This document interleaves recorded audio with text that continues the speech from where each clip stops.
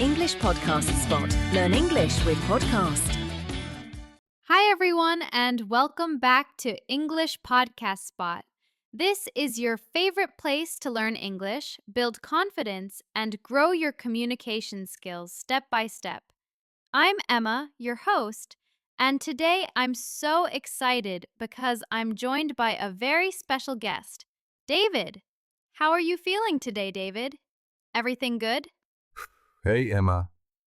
Yeah, I'm doing all right, but honestly, today I had one of those classic moments when I really wished I could think faster. Oh, that sounds familiar. What happened? Well, I was having a friendly chat with a colleague, nothing serious, just casual talk, and they asked me a super simple question, something I totally knew the answer to. But then, my brain just froze.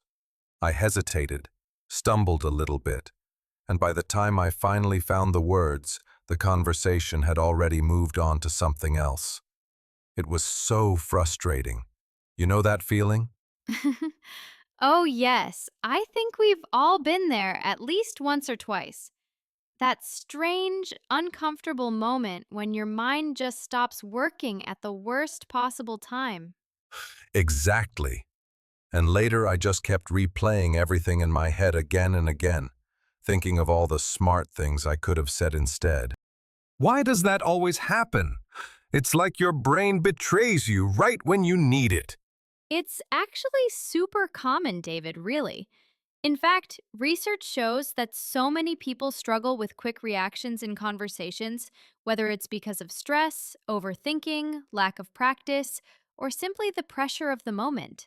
That makes so much sense when you put it that way. And honestly, I bet a lot of your listeners can relate to this, especially those learning English as a second language.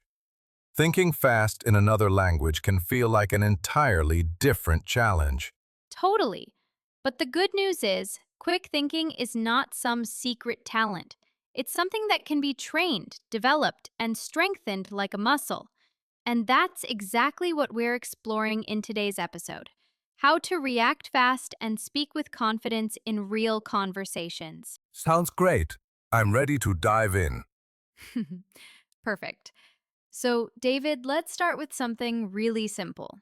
Why is quick thinking so important when we communicate with people? Okay, imagine this. You're in a job interview, and the interviewer suddenly looks at you and says, "Tell me about a challenge you've faced." And the thing is, you know exactly what to say. You've lived through that challenge. You have the answer. But your mind just goes completely blank.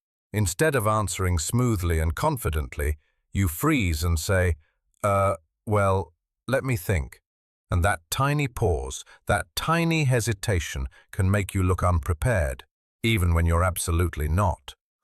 Exactly.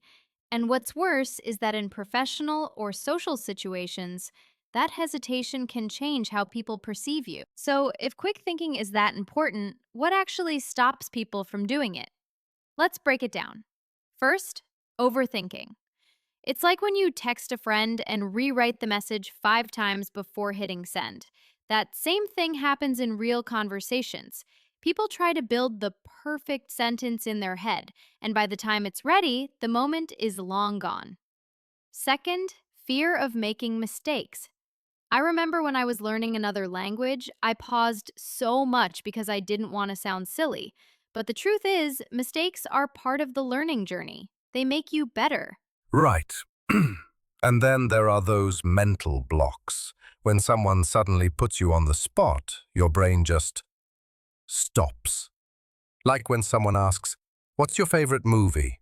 And suddenly you forget every single film you've ever watched. And of course, there's the language barrier too. First strategy, staying calm under pressure.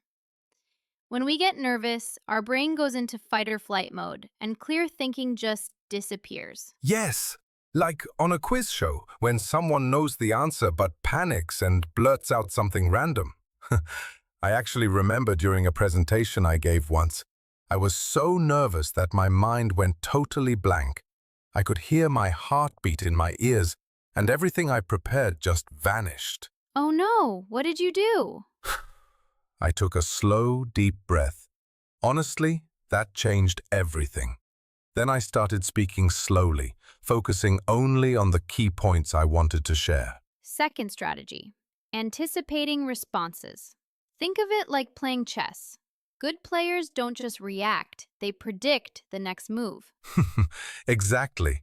And we actually do this more often than we think. Like when you walk into a coffee shop, you already know the barista will ask, "What would you like to order?" That's why you don't freeze. Third strategy, time fillers. When someone asks you a question and your brain just needs a moment, instead of going silent, use little phrases like, "That's a great question," or, let me think for a second. Fourth, paraphrasing. If someone asks, "What do you think about the new project?" you can simply repeat the time fillers, one your favorite place. Because if you do is well you do if you think is done for. Fifth, keep your sentence structure simple. Sixth, active listening. And last but definitely not least, improvisation. If I say apple, you say, Juice. if I say ocean, you say, Waves. quick thinking isn't magic, it's a skill. And just like any skill, it grows with practice. So today we talked about staying calm, preparing ahead of time, using fillers, paraphrasing, simplifying, listening actively, and of course, improvising. The more you practice, the faster your brain gets, and the easier conversations become. Keep practicing, keep learning, and keep growing your English skills. David, thank you so much for joining me today. And thank you to everyone listening to English Podcast Spot. See you in the next episode.